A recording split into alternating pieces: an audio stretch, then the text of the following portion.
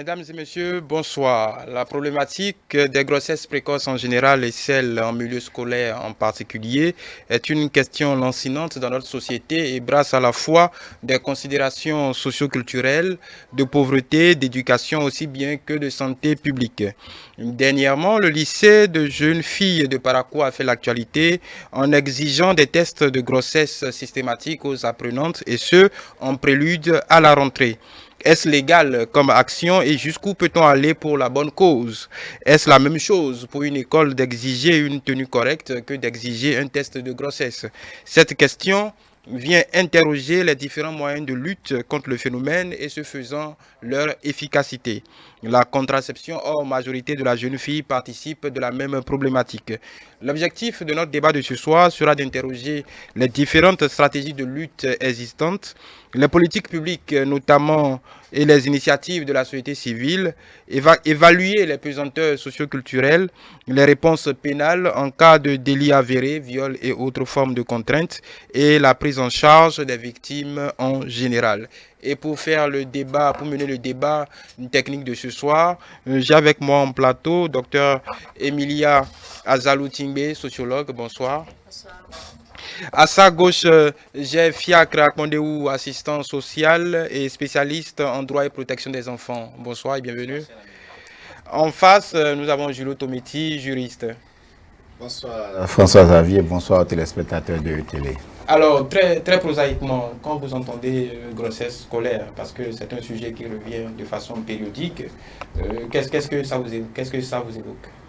Grossesse scolaire, grossesse en milieu scolaire, ça nous renvoie à cette idée de la jeune fille ou de la petite fille en kaki, avec le ventre un peu débordant et sous le regard quelque peu inquisiteur de son entourage. C'est un peu ça. C'est l'élève jeune fille, qui, sur les bancs de l'école, que ce soit du primaire ou du secondaire, contracte une grossesse et est obligé peut-être, dans certains cas, de venir à l'école avec, qu'elle l'ait contracté à l'école ou à la maison, il s'en va dire que c'est une grossesse en milieu scolaire parce que sa situation, son statut au moment où elle contractait la grossesse, elle était soit élève ou collégienne. La même question? Oui, cher ami journaliste, je pense que quand on parle de grossesse précoce ou bien de grossesse en milieu scolaire, cela renvoie à l'image décrite par mon ami Julio. Et ça donne l'image de ce petit enfant-là, d'abord un mineur, donc un mineur ou un majeur en kaki qui porte cette grossesse-là, souvent avant l'âge requis pour pouvoir porter une telle charge, j'allais dire. J'ai tout de suite envie de vous arrêter. Quel est l'âge requis? Oui, au Bénin, la loi désigne comme grossesse précoce toute grossesse contractée par l'enfant, donc fille, avant l'âge de 18 ans. Avant l'âge de 18 ans, voilà, oui, qui est précis. Qui est l'âge légal pour devenir majeur, mais aussi l'âge légal pour se marier en République du Bénin. Donc l'âge légal pour contracter une grossesse. Une grossesse, voilà. Madame Emilia Azalou-Tingbe, qu'est-ce que ça vous évoque, cette question, au-delà même de la définition, grossesse en milieu scolaire? La grossesse en milieu scolaire renvoie à l'image d'une apprenante qui donc est en cours d'acquisition de savoir, de savoir-être et savoir-faire et savoir pour la vie, qui est en train d'être entraînée à avoir des aptitudes à la vie professionnelle, des aptitudes à la vie tout court. Et c'est cette fille, mineure pour la plupart, qui tombe enceinte de façon soudaine, nous allons le dire, puisqu'elle n'est pas dans un foyer, n'est pas dans un ménage, elle n'est pas mère de chef de ménage ou mère de foyer, elle tombe enceinte. Et du coup, c'est le processus d'apprentissage et d'acquisition de savoir dans lequel elle est positionnée qui est hypothéqué par cette nouvelle qui ne réjouit pas toujours, mais qui a beaucoup de fondements. Voilà. Sur cette question qui revient chaque année, d'ailleurs j'ai les statistiques, en 2016-2017, il a été répertorié environ 3045 cas de grossesse en milieu scolaire. En 2017-2018, il y a une légère diminution, on est autour de 2912 cas. Mais pourquoi je parlais dans mon introduction de cette décision, disons, est-ce qu'on va dire inattendue, cette décision d'une école qui a exigé systématiquement les tests de grossesse. Pourquoi la question, vous avez expliqué un peu la thématique, pourquoi cette question préoccupe tant? Est-ce ce sont au vu des conséquences ou c'est parce que déjà il y a trop peu de jeunes filles qui vont à l'école pour qu'on se permette qu'une bonne partie soit déscolarisée? Cette question préoccupe de plus en plus parce que quand on va un peu en arrêt, il faut d'abord voir le contexte. On était dans un contexte où la culture prônait, explique que une fille à l'école n'aboutirait à rien. Donc il y avait plus de garçons. Les parents étaient beaucoup plus enclins à envoyer les garçons à l'école. Donc il y a beaucoup moins de filles que de garçons qui recevaient l'instruction, l'éducation. Et par la force des choses, les politiques publiques ont essayé de rétablir un peu la chose et encourager l'envoi des filles à l'école. Et de plus en plus les filles vont à l'école, plus il y a de problèmes qui se posent et entre autres problèmes qui freinent l'éducation de ces filles-là, c'est, comment appelle-t-on, les grossesses en milieu scolaire. Donc il urge de voir un peu, de diagnostiquer la situation et de voir les différentes mesures palliatives qu'il faut apporter pour quand même maintenir aussi bien les garçons que les filles à l'école dans une perspective genre. Oui, je dois juste rappeler qu'il n'y a pas que cette pathologie à l'école, hein. Il y a les maladies sexuellement transmissibles, mais qui n'est pas simplement inhérente à la jeune fille, aux garçons également. Donc, mais c'est cette question-là qui nous préoccupe ce soir, sur la même problématique. Parce que si on regarde un peu les chiffres, peu ou prou ces dernières années, dans notre pays, si je prends les chiffres du Fonds des Nations Unies pour la population, il y a pratiquement autant de filles que de garçons dans nos écoles. Tout au long, et puis, quand on s'appesantit un peu sur le nombre de grossesses en milieu scolaire, on est autour de 1% des apprenants. Ce n'est pas pour dire que c'est négligeable, mais bon, c'est trop important pour être négligeable. La situation préoccupe surtout au niveau de cette actualité du lycée des jeunes filles de Parakou, parce qu'on a beaucoup travaillé à ce que la scolarisation entre filles et garçons commence par quelque peu s'équilibrer, même si ce n'est pas encore le cas. Depuis quelques années, comme vous l'avez dit tantôt, on a observé le phénomène a commencé par prendre de l'ampleur où au retour des congés ou bien des vacances, on a beaucoup de cas de grossesse. Première chose, il faut remarquer que donc, si ça se passe comme ça, les mesures de prévention ont quelque peu échoué. Aussi bien, je dirais pas seulement à l'école, aussi bien à l'école, à la maison, dans l'environnement de l'apprenant. Et quand ces mesures échouent, est-ce qu'il faut lutter contre le mal ou bien lutter contre les enfants? Parce que ce qui est en train de se passer, ce n'est pas qu'on ne lutte pas contre la grossesse, mais on lutte contre ces filles-là. Ils deviennent victimes doublement, c'est-à-dire victimes de cette charge inattendue qu'ils portent et victimes de devoir être déscolarisés. Parce que lorsque ça se passe comme ça, il faut le dire, ça va impliquer d'autres situations.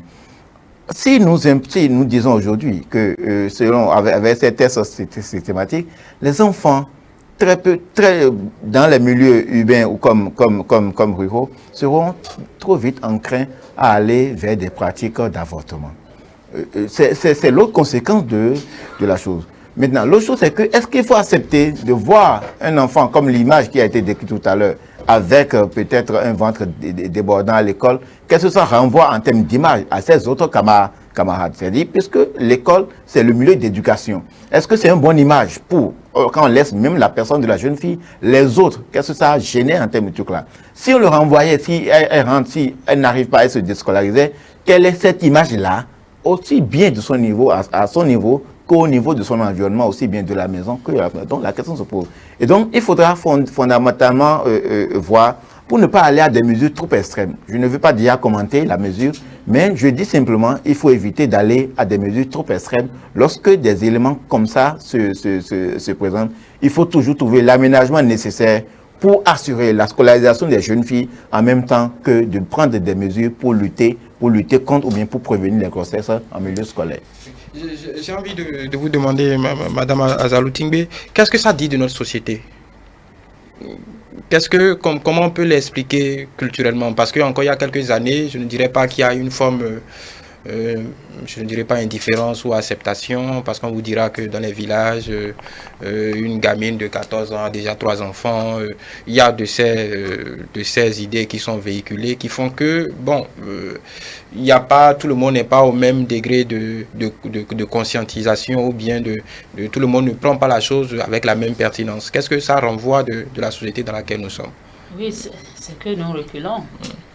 Notre société recule parce que depuis plus d'une décennie, les institutions aussi bien nationales qu'internationales, les ONG aussi et les ING sont dans cette lutte-là de la promotion de la scolarisation des filles.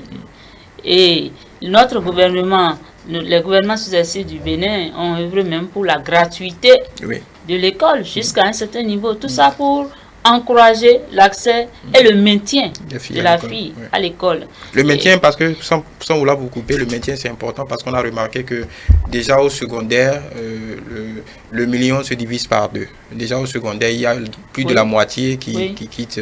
Oui, et pour ce maintien-là, si rien n'est fait, c'est que toute cette lutte-là, tous ces combats seront à l'eau. Et si, d'une part, on fait la promotion de la scolarisation de la fille, et d'autre part, elle attrape une grossesse en cours d'éducation, c'est qu'il y a problème.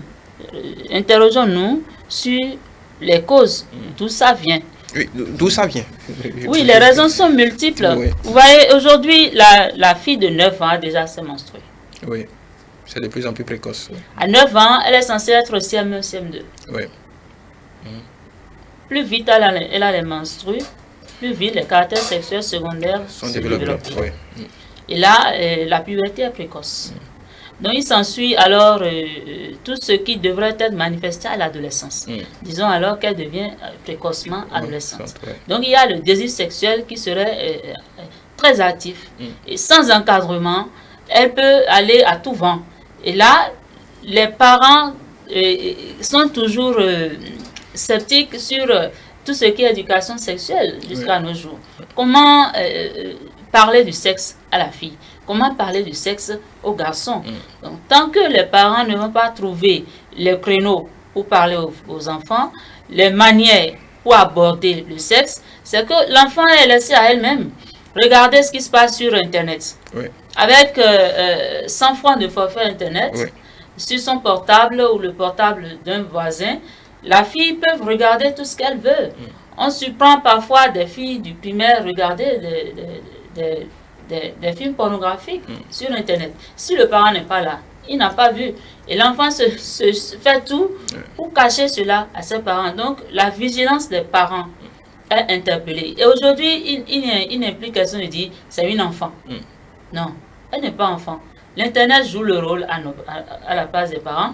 La télévision qu'on entend décrier joue également le rôle. Mais de façon plus pertinente aujourd'hui, c'est l'Internet qui a à portée de main. Qui vient concurrencer. Qui concurrence la disponibilité des parents à éduquer les enfants sexuellement.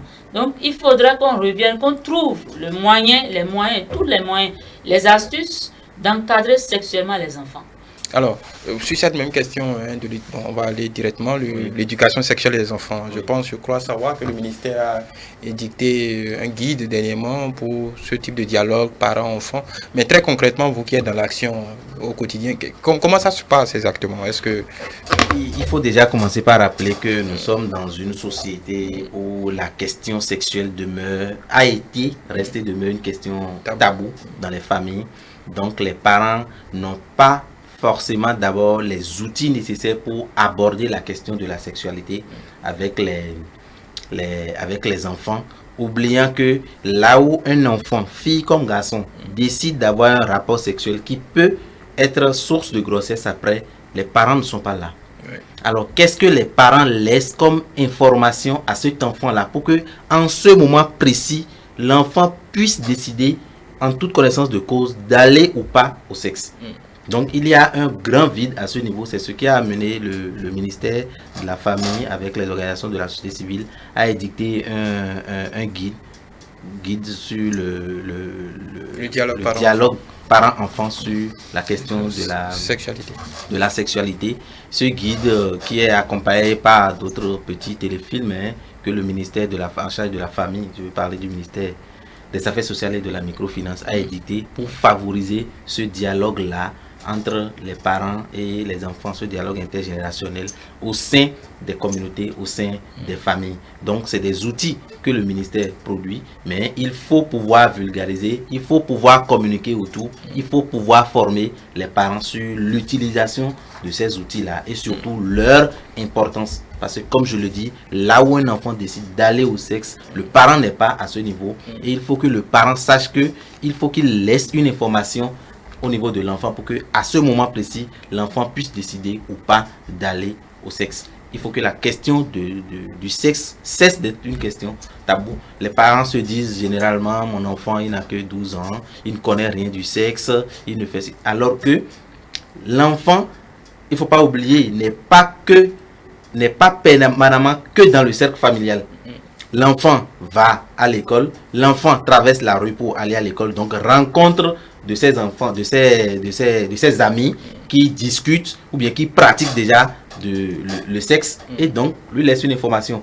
Au cas où le parent ne laisse pas des informations sûres que l'enfant est sûr d'utiliser, cet enfant n'a pas le choix, il ne peut utiliser au moment opportun que les informations laissées par la rue ou bien les informations laissées par ses camarades à l'école. Oui. Donc on se dit qu'à part le sexe familial, l'école doit l'autre filet qui pourrait rattraper ce dysfonctionnement serait l'école. Oui. Est-ce que vous avez l'impression que que l'école n'a pas déjà trop de problèmes pour L'école a trop de problèmes. D'abord, par rapport aux parents, il y a un élément essentiel, vous l'avez dit tantôt, il y a la formation et la sensibilisation des parents. Quelqu'un a dit, les enfants sont ignorants, mais comment un parent ignorant peut sensibiliser son enfant? Parce que beaucoup de parents aussi sont ignorants. Il y a quelques-uns même qui sont instruits, mais très ignorants par rapport à la manière de sensibiliser, d'éduquer, d'informer l'enfant pour que tout là. C'est-à-dire, les gens continuent d'utiliser les manières rétrogrades qui se limitent à ce que je vais jamais te voir avec garçon, ou bien lorsqu'on voit un garçon t'interpeller, tu viens, tu chicotes de la manière la plus sévère qui soit. Alors qu'aujourd'hui, il y a d'autres approches beaucoup plus, beaucoup plus efficace pour amener les enfants à comprendre, à communiquer davantage et à faire de leurs parents quelque peu leurs complices pour être en mesure de se confier à ceux-là en toute aisance. Au niveau de l'école, vous l'avez dit tantôt, les gouvernants au niveau du Parlement, le Parlement a aussi fait beaucoup de choses dans le sens de la promotion de la femme, de la protection de la femme, de la scolarisation, à travers le code de l'enfant, à travers la loi portant lutte contre les violences, prévention et répression des violences contre les femmes, qui prescrit que, au niveau même de l'école, au niveau éducatif, on doit avoir dans les programmes de formation, d'accord, des éléments qui permettent d'éduquer sur les questions genre, c'est-à-dire les questions de discrimination entre filles, des questions, liées au sexe, ainsi de suite. Il doit avoir dans les programmes des approches qui permettent d'informer, de sensibiliser, parce que, ne l'oublions pas, les enseignants, surtout dans les milieux reculés, continuent toujours d'être les repères fondamentaux pour les enfants, aussi bien pour les enfants que la famille. Donc, l'école aussi, dans son rôle d'éducation, dans son rôle d'instruction, a un rôle à jouer pour faire régresser un peu ces chiffres que vous avez avancés tout à l'heure, pour que les enfants, surtout les jeunes filles, aillent à l'école et se maintiennent à l'école pour quand même rivaliser d'ardeur avec les hommes, pour que nous ayons une société genre assez équilibrée. Oui, je reste avec vous sur la question comme je l'évoquais dans mon introduction, est-ce légal d'exiger ne serait-ce qu'un test de grossesse à une fille? Je dis pour une école. Est-ce que notre législation déjà le permet? Parce que j'ai cru savoir, par exemple, à l'inscription, dans n'importe quelle école, est-ce qu'on demande simplement, peut-être une question basique, est-ce qu'on demande par exemple un certificat médical pour s'inscrire dans une école? On ne le demande pas, je ne pense pas qu'on le demandera, je ne pense pas qu'on le demandera. Comment dire, sauf preuve contraire, jusqu'à aujourd'hui, pour ce que je sais, il n'y a pas une disposition législative qui permette de sortir un enfant de l'école parce qu'il serait tombé cross. Oui, là même, on n'est pas encore dans l'école, on est même avant l'école. Avant l'école, oui. deux choses. Je peux prendre deux dispositions. Oui. D'abord, l'article 5 du Code de la loi portant prévention et répression des violences faites aux femmes, qui prescrit d'abord au niveau international, l'enfant doit être maintenu à l'école jusqu'à l'âge de 16 ans. Quoi qu'il se passe, il faut qu'au moins, s'il va aller faire quoi que ce soit, on mette tous les mécanismes en œuvre pour le maintenir à l'école jusqu'à l'âge de 16 ans. Deuxième élément, qui est prescrit à l'article 8 de ce même code, lorsqu'un enfant, par exemple, est victime d'une violation, d'une violence, il tombe grosse, il a été violé, ainsi de suite, et qu'il lui est amené en pleine année scolaire, parce que par exemple dans une zone il a été violé, on l'amène dans un autre village, l'école doit l'accueillir. C'est-à-dire quoi? Si je tombe par exemple enceinte, tu as dit, même si je suis enceinte ici, je peux, l'élève fille, je lis exactement la disposition, l'école publique ou privée doit prévoir la scolarisation immédiate des jeunes filles victimes d'abus ou de violence de quelque nature que ce soit. Ça veut dire quoi? Le législateur a prévu des mécanismes qui permettent, d'accord, dont la mise en œuvre permettra de garder l'enfant à l'école, même des fois contre sa volonté. C'est-à-dire quoi? Lorsque on serait même disposé, c'est le contraire qui doit même se passer, lorsque par exemple, je vois un enfant dans la rue, et que parce qu'elle est enceinte, elle a été déscolarisée, je dois l'amener. La première école que je trouve, cette école doit être capable de l'accepter avec sa grossesse. En fait c'est l'objectif. Parce que dans notre milieu, on a beaucoup observé, des gens sont à l'école, ils tombent enceintes, ils font quelques mois, il y en a qui ont traîné leur grossesse jusqu'à 7 mois, 8 mois, ils ont raté peut-être 1 mois de cours, elles accouchent et reviennent. Il y en a même des exemples qui ont passé des examens nationaux et qui sont admis au cours de la même année. Ça veut dire que c'est une question d'approche, c'est une question d'éducation, c'est une question d'accompagnement des enfants lorsque ces situations arrivent. C'est pourquoi je disais au départ qu'il faut lutter contre le phénomène, mais il ne faut pas lutter contre les victimes du phénomène, parce que les filles sont des victimes du phénomène. Et leur bloquer l'accès à l'école fait d'eux encore de victimes. On serait en train de lutter contre eux et non de lutter contre le mal. Oui.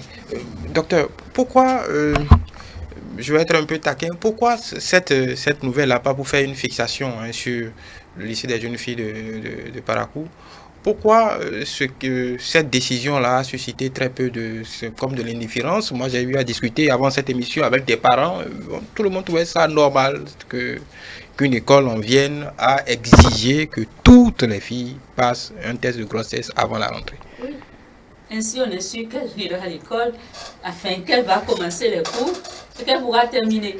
Le souci de ses parents, c'est de voir la fille aller à l'école. Oui, mais parce que n'oublions pas que lorsque une femme tombe enceinte, tous ses organes sont modifiés. Oui. Il n'est pas aisé d'aller suivre les cours quand on est enceinte, il faut le dire. Oui. Les manifestations de ce petit corps qui entre dans le corps de la femme divergent d'une femme à une autre. Oui. Et c'est toujours mieux si elle ne serait pas enceinte. Donc ses parents sont soucieux de la réussite scolaire de leur fille. Oui, mais ça, ce n'est pas les parents qui ont pris la décision, mais c'est l'école qui a pris la décision. L'école, en prenant une telle décision, veut également accompagner tout ce qui est mis en place pour la promotion de la scolarisation des filles. C'est juste une mesure pour décourager, pour dire à la fille, attention, tu dois faire attention à ton corps. N'attrape pas une grossesse pendant les vacances. C'est une mesure pour décourager, pour conscientiser également la fille. Et si tu sais que tu vas dans tel lycée ou collège, tu dois faire attention pendant les vacances. Mais d'autre part, je suis d'accord qu'avec cette mesure, peut-être à partir de l'année prochaine, les filles qui seraient enceintes vont avorter. avant la rentrée, elle pourrait avorter.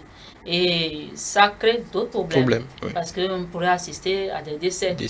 Et on va perdre ces filles-là pendant qu'on voudrait promouvoir leur scolarisation. Oui. Mais quand on regardera les deux mesures, oui.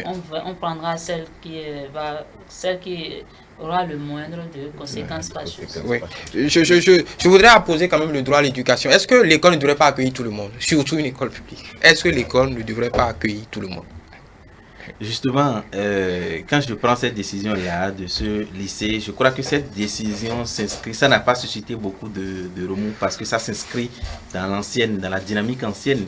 C'est-à-dire, une fille qui est enceinte ne va pas à l'école. Ou bien une fille qui est en train d'aller à l'école et tombe enceinte, le directeur ou la directrice le renvoie. Mais l'autre lecture qu'il ne faut pas perdre de vue, c'est que ça devient une discrimination. L'enfant qui a 14 ans et qui est tombée enceinte, la grossesse ne modifie pas son âge. Elle a toujours ces 14 ans-là. Et la loi dit clairement qu'avant 16 ans, normalement, l'enfant doit être forcément à l'école.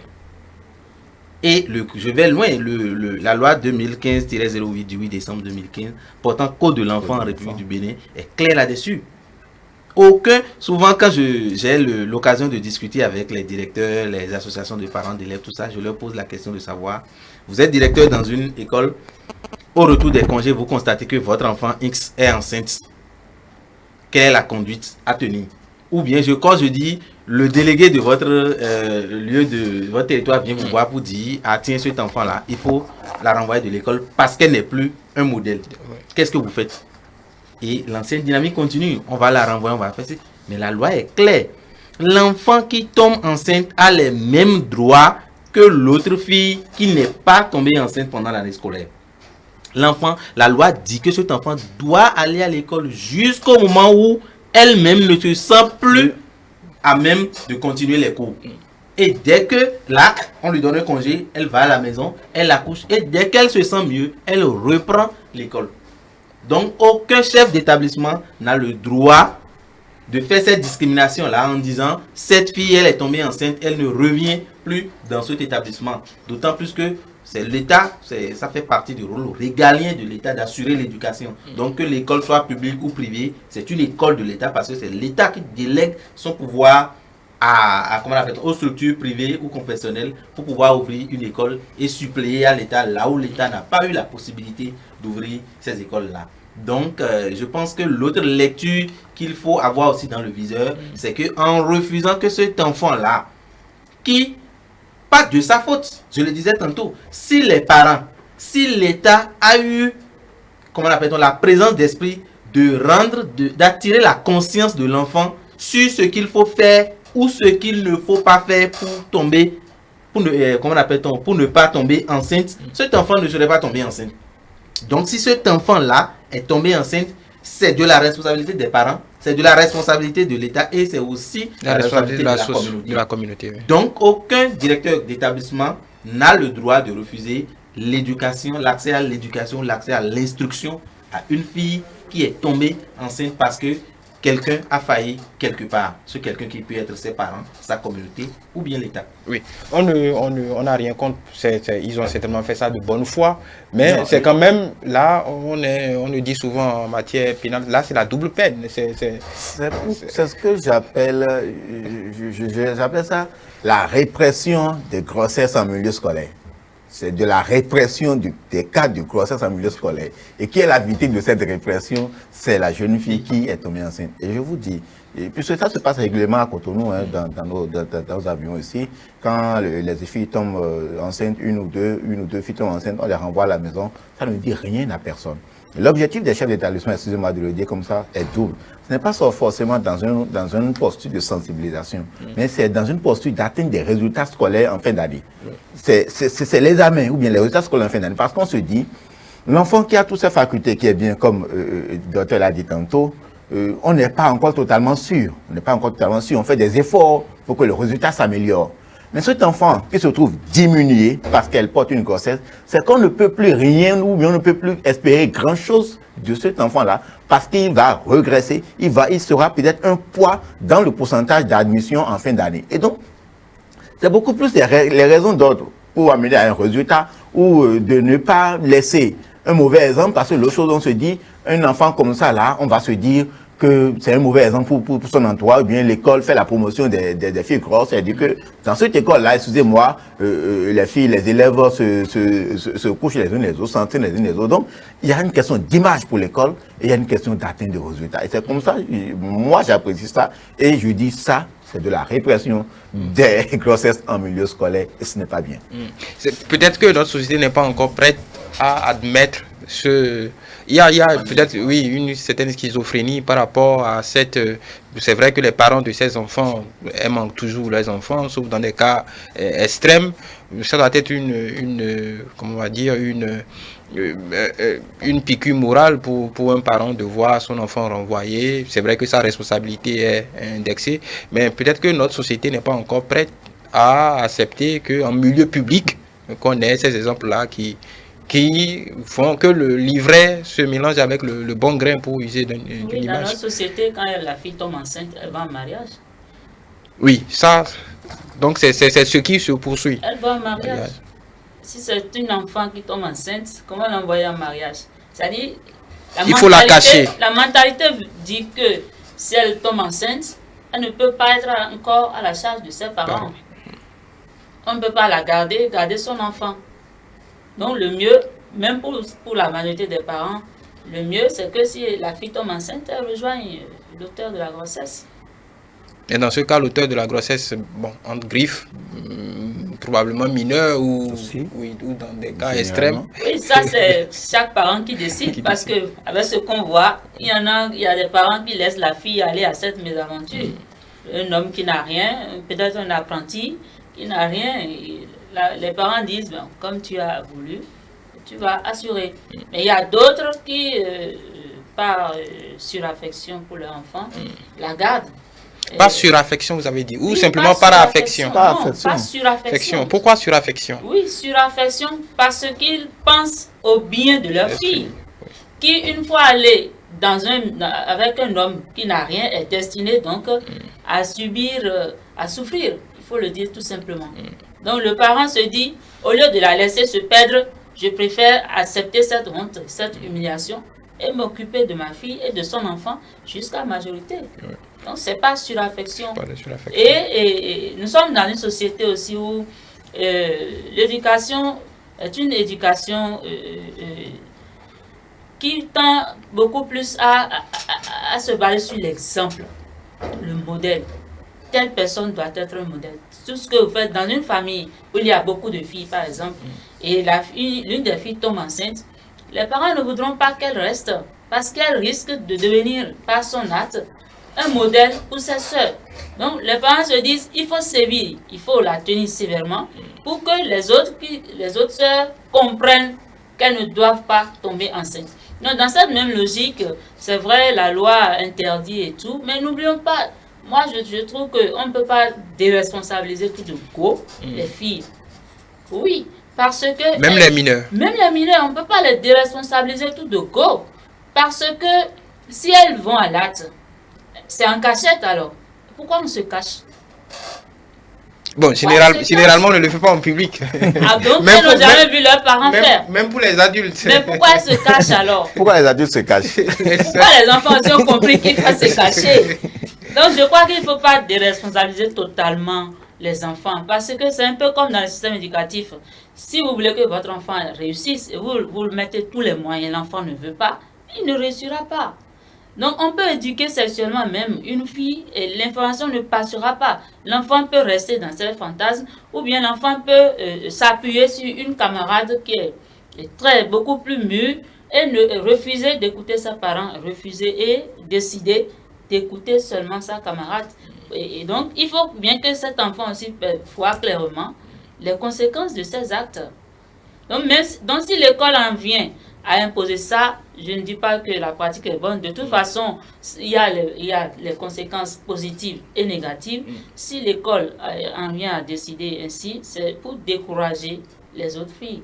Pour que celle-là qui est enceinte ne soit pas un modèle. Pour que dans cette école, désormais, il n'y ait pas beaucoup de filles.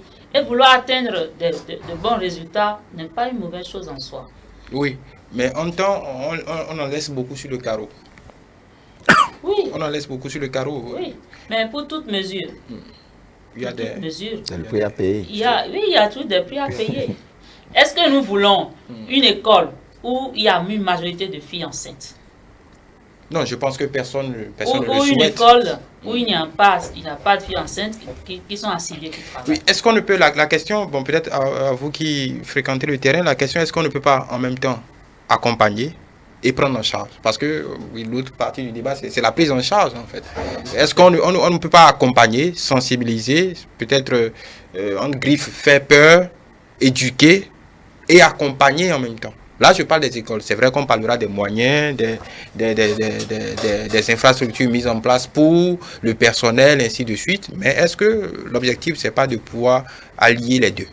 Tout à fait, parce que quand on lit un peu la loi portant code de l'enfant à la République du Bénin, c'est l'esprit ça aime. L'esprit, c'est de tout faire pour que, quel que soit le prix, l'enfant puisse aller à l'école jusqu'au minimum CM2, comme l'exige, comment appelle-t-on, le code de l'enfant, avant de pouvoir enclencher une formation professionnelle après. Donc, c'est pour ça qu'il y a aujourd'hui des organisations de la société civile qui s'occupent des filles mères. Il y a des organisations de la société civile aujourd'hui qui s'occupent des filles, mais malheureusement, nous constatons que ces filles-là, dès qu'elles tombent enceintes, elles n'ont pas forcément la possibilité de continuer l'école pour être toujours accompagnées dans comment appelle-t-on, leur nouveau statut. Généralement, elles laissent déjà les classes, mais l'idée, c'est que il faut d'abord faire la prévention, faire de la prévention en donnant les informations nécessaires aux enfants dès que les premiers. Il n'y a pas vraiment un moment précis. Dès que vous sentez que cet enfant commence pas à vous poser des questions, il ne faut pas cacher la vérité. C'est comme je le dis souvent aux parents quand j'ai l'occasion. Votre enfant sort de l'école, revient à la maison avec un préservatif et vous dit papa, j'ai retrouvé ça sur la route. C'est quoi ça? Les parents me disent généralement non, pourquoi tu as trouvé ça? Jette ça. Non, c'est rien. Ça ne sert à quoi? Je dis mais c'est déjà des occasions, ou bien vous trouvez, vous revenez de la chambre, vous voyez votre enfant, ou bien vous êtes en train de regarder la télévision avec vos enfants, et puis voilà, c'est un feuilleton, les gens s'embrassent, et puis paf, le réflexe c'est quoi? On éteint la télé, ou bien éteignez-moi ça, on envoie les enfants. Alors que c'est des occasions déjà pour enclencher la discussion, le débat sur les questions sexuelles avec les enfants. Donc je disais, l'esprit de la loi, c'est de pouvoir faire d'abord de la prévention, et dès que des filles tombent dedans, pouvoir les accompagner pour qu'elles puissent bénéficier déjà de l'éducation. Parce que n'oublions pas, une fille qui est dans une classe et qui est enceinte, même si on ne lui dit rien, le regard que la société porte sur ce phénomène, donc le regard que ses pairs portent sur elle, constitue déjà un poids, une punition pour elle. Et quand vous avez l'occasion d'écouter ces filles-là, qui ont eu la chance ou la malchance de tomber enceinte sur les bancs, en train de témoigner, de donner conseil à leur père, on dirait qu'il n'y a rien de mieux. On dirait qu'il n'y a rien de mieux. Parce qu'elles l'expriment avec toute l'amertume. Et en même temps, elles expliquent à leurs camarades comment est-ce que cet événement-là, imprévu, est venu bousculer leur projet de vie en entier. Donc, on peut permettre à ces filles-là, ou bien on doit, la loi nous exige de permettre à cette fille de continuer par aller à l'école et de les accompagner pour qu'elles deviennent aussi un modèle sur notre plan. Un modèle sur notre plan. Oui, le droit se confronte à la réalité. Le droit se confronte à la réalité, mais d'abord, je voudrais appuyer un peu pour dire, normalement, quand la jeune fille tombe enceinte en classe, c'est déjà un poids, comme il a été dit. Et généralement, ce sont les filles même qui sont enclins à ne plus continuer l'école. C'est eux qui, sur le regard, du point de vue du regard de la société, ils se cachent, elles ne veulent plus aller à l'école. Et là, c'est le rôle maintenant des parents et de l'école de les amener, de les aider à se maintenir à l'école. Parce que c'est déjà un poids, un véritable poids de venir à l'école, le ventre débordant. Et donc, on doit travailler psychologiquement à les maintenir, à trouver le attelage nécessaire pour que cet enfant parvienne à réussir. Si l'enfant parvient à réussir, ça deviendra un modèle, ça deviendra un outil de sensibilisation, d'information pour ses autres compagnes. Le droit, nous le disons, il y a la réalité, nos réalités sociales, il y a ce que la loi prescrit. La prescription de la loi et qui n'est pas toujours en phase avec les réalités sociologiques, nous venons d'un passé très lointain et on travaille de jour en jour à ce que les populations, où qu'ils soient, quelle que soit leur psychologie, leur philosophie, ça arrive un peu à l'idéal que la loi prescrit. Et donc, on travaille au quotidien pour que, d'une manière ou d'une autre, entre loi et culture et réalités sociaux, il y ait cet atelier nécessaire là pour que nous ayons une société qui puisse être à mieux de faire face véritablement à ces défis. Oui. On a souvent l'impression que, bon, peut-être que est-ce une impression, qu'en réalité le phénomène stagne, même quand on en parle, parce que ça revient à échéances régulières. On a l'impression qu'en fait, que malgré tout ce qui se fait, on a pratiqué, grosso modo, on est dans le même ordre de chiffres. Est-ce que c'est parce que c'est si tenace? Est-ce que, voilà, on doit s'abandonner à la fatalité? Ou qu'est-ce qu'il explique réellement? Est-ce qu'on peut trouver une explication à ça? Oui, si ça stagne, les acteurs principaux, c'est les parents. Les acteurs principaux, parce que une fois je peux sensibiliser, venir dans l'école, sensibiliser, oui, elle a entendu. Le maître ou la maîtresse peut par moment dire un mot, oui, elle a entendu. Mais à la maison, on n'en parle pas. Ça ne peut rien dire.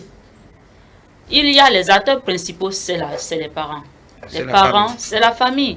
Les parents doivent trouver et s'appuyer sur ce guide du ministère qui a été diffusé sur les réseaux sociaux.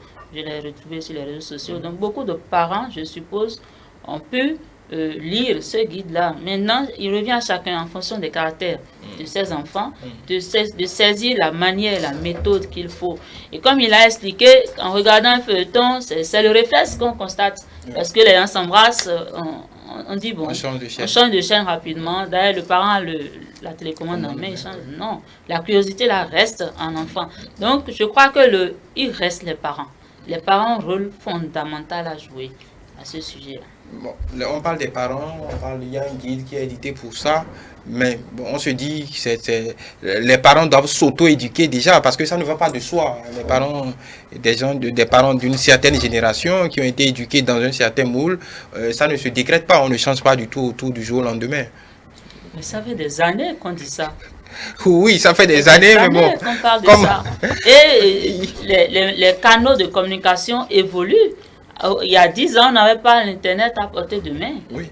Non, en temps, Internet est devenu une concurrence pour les parents. Parce que ce que vous dites à votre enfant peut être challengé tout de suite par l'information qu'il a sur Internet. Donc ça devient un double défi. Je pense que le phénomène stagne. Pour mieux analyser cette stagnation, il faut aller voir Donc vous confirmez, parce que vous êtes sur le terrain. Oui. Et ce n'est pas seulement au Bénin. Oui, en Afrique subsaharienne. En Afrique. Et il faut aller voir en fait les principaux auteurs. Quand on lit un peu les statistiques sur les grossesses, on voit qu'il y a les enfants entre eux, donc les élèves garçons qui engrossent le camarade. Voilà, les homologues filles. Il y a les enseignants qui engrossent les élèves. Il y a aussi les artisans, ceux-là qui sont installés autour de l'école, qui engrossent aussi les filles. Mais je pense que le nœud principal du problème, comme le docteur Emiliel a dit, c'est la famille. C'est la famille. L'éducation de l'enfant est très importante. Et je le dis encore, il faut trouver un moyen de laisser, quel que soit le domaine, les informations justes à votre enfant. Puisque là où il va prendre des décisions, vous n'êtes pas à ce niveau. Il utilise quelle information? Si ce n'est pas l'information qu'il a eue sur Internet, si ce n'est pas l'information qu'il a eue avec ses copains. Donc le véritable problème, c'est l'éducation. Il faut que la question du sexe cesse d'être une question taboue dans les familles. Il faut que chaque parent puisse instaurer dans sa cellule familiale des moments de dialogue. Des moments de dialogue sur tout. Pour que, arrivé à des moments donnés, qu'il puisse avoir le courage de voir son enfant en face et de lui poser certaines questions. Ou bien quand c'est l'enfant qui découvre une question à tendance sexuelle et vient poser cette question à son papa ou bien à sa maman, que le parent puisse avoir le courage, la volonté et les outils nécessaires pour pouvoir dire à cet enfant, voilà telle chose. c'est important. L'éducation doit partir de la famille. Sur la même question. C'est la même question, peut-être je vais vous étonner. Je dis si ça stagne, c'est peut-être encourageant. Vous n'avez pas dit que les chiffres ont gonflé. Les chiffres ont stagné, ça veut dire qu'il y a espoir que si tout ce qui est en train d'être fait amplifié, que ça va baisser. Je suis heureux que ça n'augmente pas. Pour dire enfin, encore qu'on va dire que ces enquêtes sont déclaratives. Il n'y a pas de il y a pas de chiffres exacts. Exact. C'est ce qui est déclaré. Moi, je dis par rapport à ça, c'est généralement lorsqu'on va dans notre société, l'éducation, comme l'a dit tantôt, l'éducation des enfants, pas des parents. Il faut que les parents soient vraiment outillés à le faire. Parce que vous savez, il y a beaucoup de parents qui n'ont jamais été à l'école aujourd'hui, dont les enfants sont au primaire ou au secondaire. Ils n'ont pas forcément les éléments nécessaires, les outils nécessaires pour sensibiliser, pour accompagner les enfants lorsque de ces cas se posent. Parce que vous savez, l'enfant qui va à l'école est plus exposé que celle-là peut-être qui accompagne sa maman au marché. Parce que l'école, c'est une sorte de liberté. Il passe beaucoup de temps au dehors qu'à la maison. Elle passe moins de temps avec les parents, avec l'extérieur qu'avec plus de temps avec l'extérieur qu'avec les parents. Ce qui n'est pas le cas de l'enfant qui accompagne par exemple sa maman pour aller au marché où ils sont tout le temps à tuer à toi. Donc, cette grande liberté que l'enfant a est source d'ennui en même temps pour lui. Donc, chaque parent, à tout moment, doit être en train de se demander qu'est-ce que mon enfant peut être en train de faire à ce moment-là, qui sont ceux que mon enfant fréquente. C'est pourquoi je dis généralement, les enfants, il faut les considérer comme des gens totalement inconscients, irresponsables. Ils sont responsables de rien. Si jusqu'à 16 ans, 18 ans, quelque chose arrive à votre enfant, c'est pourquoi en loi, dans la loi pénale, avant 18 ans, l'enfant n'est pas responsable. Si peut-être il commet un acte trop répréhensible, les mesures de répression ne sont pas ceux conférées que l'on applique à un adulte. Ça veut dire que on se dit que forcément, il n'a pas toute la faculté nécessaire. Ça veut dire, si ça pète, toujours si ça pète, moi je dis, l'enfant n'est jamais assez responsable. Il faut toujours chercher les causes au niveau du cercle familial et dans une moindre mesure à l'école. Oui, pour parler des questions de prévention, est-ce qu'on est dans l'idéologie dominante en ce moment? Est-ce qu'on va à l'acceptation des relations sexuelles pour les mineurs? Parce qu'on a ouï entendre qu'on pouvait proposer même des méthodes de contraception. Au-delà de la sensibilisation, est-ce qu'on est déjà allé jusque-là?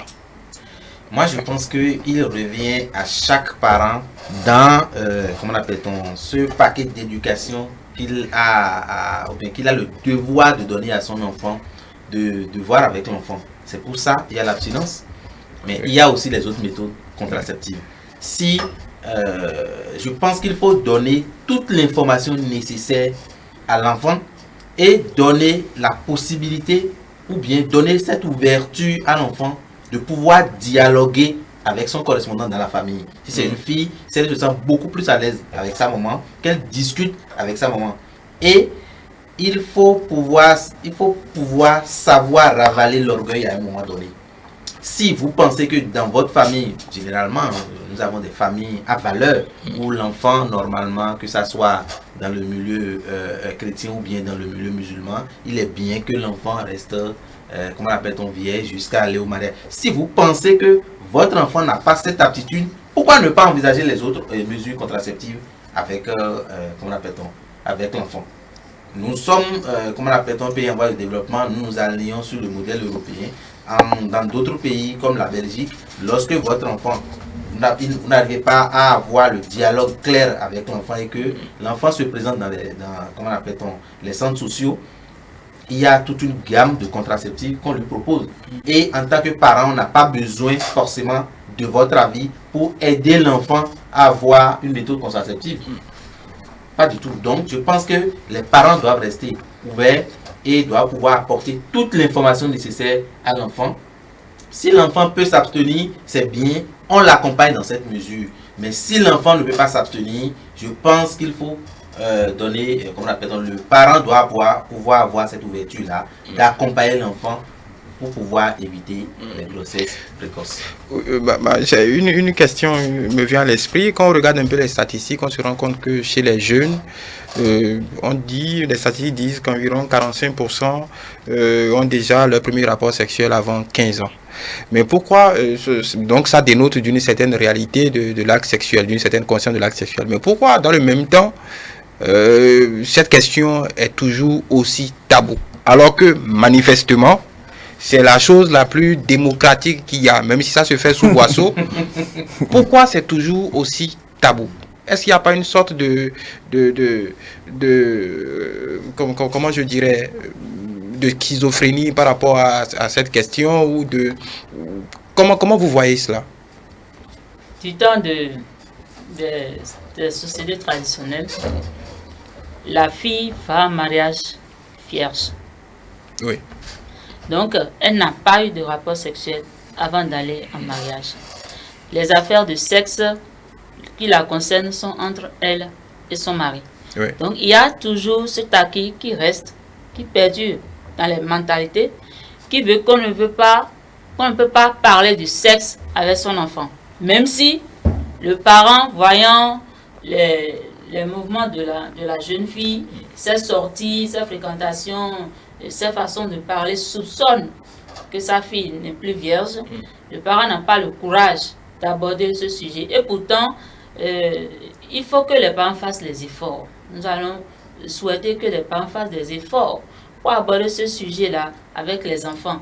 Parce que ne pas en parler, c'est l'envoyer à la quête d'informations. Et les sources sont multiples à tout vent et elle peut tomber sur n'importe quel type d'information. Voilà. Le déni de réalité peut coûter très cher à la société. Parce que sous une certaine façon dans un déni collectif. Oui, c'est pourquoi même le docteur l'a dit à long terme. Il y a certaines jeunes filles qui, à 8 ans, 9 ans, ont déjà leur premier menstrué. Si nous repartons en arrière, cela 30 ans, ce n'était pas le cas. Il faut attendre 14 ans de fois et tout ça. Donc, le débat fait rage au sein de la doctrine pour que l'âge de majorité soit revu à la baisse. On estime aujourd'hui que les enfants sont tellement évolués que ce qu'on estime qui était à 18 ans dans un temps très lointain, aujourd'hui à 15 ans, 16 ans, les gens ont toutes les aptitudes. Oui, d'autres grands pays, en Belgique, je pense que la majorité a été ramenée à 15 ans, la majorité sexuelle. Oui. C'est un truc là. Mais est-ce que c'est déjà, ça peut être déjà opérant dans un environnement comme le nôtre? Je pense que non. Sur la question de contraception, je pense que dans la logique d'éducation et pour enlever tout tabou sur les questions de sexe, les parents ne doivent pas se priver des méthodes contraceptives pour les enfants, surtout lorsqu'on apprend que les enfants ont déjà leur premier rapport sexuel. En tant que parent, que feriez-vous si, par exemple, votre enfant revient à la maison et vous constatez, peut-être, ou bien en lui demandant, elle finit par vous dire que je viens d'avoir un rapport sexuel? Que feriez-vous si peut-être en faisant même vous vos calculs, vous trouvez qu'elle était dans une période d'ovulation? Que feriez-vous? Vous le feriez peut-être un truc là du lendemain comme les gens le disent. Parce que vous n'allez pas accepter que le mal vienne. Quand bien même on sait que la meilleure des contraceptions, c'est l'abstinence. Vous estimez que vous avez échoué sur ce côté-là. Et ça vient, lorsque le mal vient, il faut avoir le courage d'y faire face. Il y a certaines peut-être pratiques qui voudraient que quand vous sentez que votre enfant, vous ne maîtrisez plus ces trucs-là, il y a de ces contraceptions en comprimé que vous pensez pour le donner par mois, peut-être même en lui disant que c'est autre chose, bien en lui donnant avec d'autres trucs là, peut-être soit à son insu ou en discutant avec elle. Parce que le fait de le faire aussi peut être aussi un mauvais exemple pour la société parce qu'elle a dit peut-être de dehors, oui, moi je prends des contraceptions. C'est comme si le parent a donné sa caution, oui, pour que l'enfant aille à la sexuelle. Donc il faut vraiment aménager pour que en cherchant une solution à une préoccupation réelle, on ne tombe pas dans des revers. Oui, on est toujours dans cette ambivalence parce que en voulant trouver des solutions, il y a le risque aussi de normaliser la rapport sexuel. De toutes les façons, normalisé ou pas, vous venez de le dire, hein, beaucoup d'adolescents, près de la moitié, vont déjà au sexe avant l'âge de 15 ans. De 15 ans. Je pense que il y a une sorte de déni.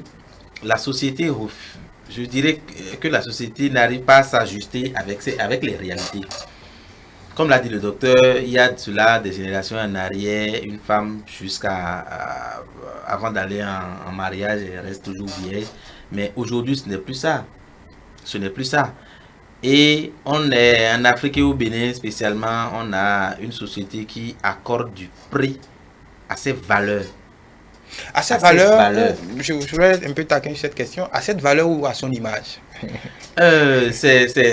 Bon, les sociologues parleront beaucoup plus de valeurs, de normes. Oui, parce que vous demanderez à n'importe qui, tout le monde, on a tous des valeurs. Oui, mais elles diffèrent, oui, mais on est attaché à cela. Voilà. Est-ce que c'est pas plutôt, est-ce on n'attache pas du prix à ce qu'on en dira?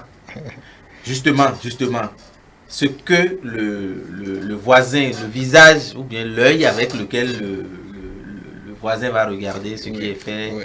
Et c'est ça les valeurs communes que nous partageons. C'est à cause des valeurs communes que l'on partage. Donc lorsque vous êtes à l'écart, vous éloignez de ces valeurs, vous êtes vu vraiment comme un antisocial.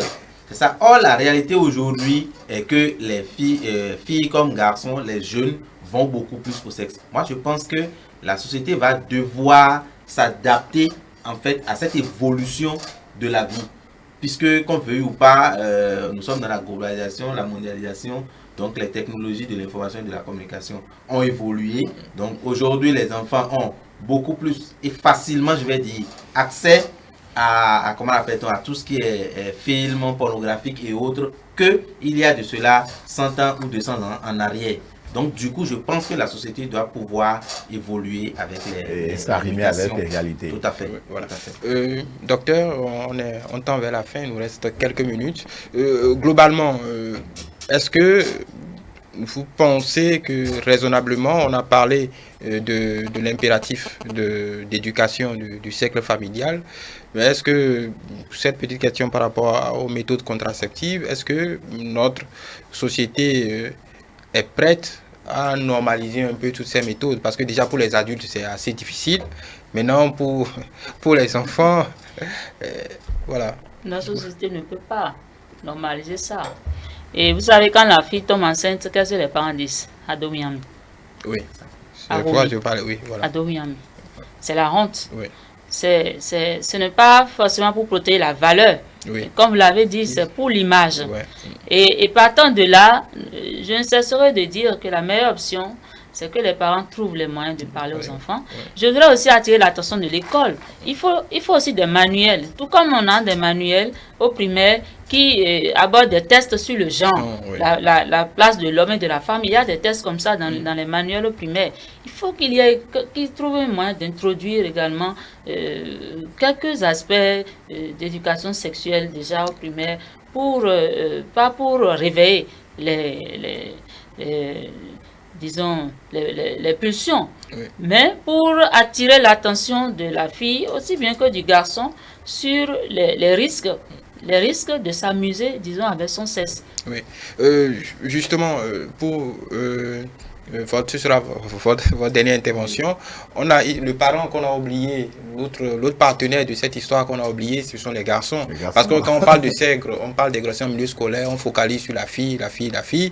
Mais le garçon, parce qu'il faut bien un garçon pour que ça arrive, est-ce que cette cible-là n'est pas, disons, rendue invisible dans cette lutte-là pour arriver à résorber un tant soit peu le phénomène? Tout à fait, parce que les statistiques montrent que quand on parle de grossesse en milieu scolaire, c'est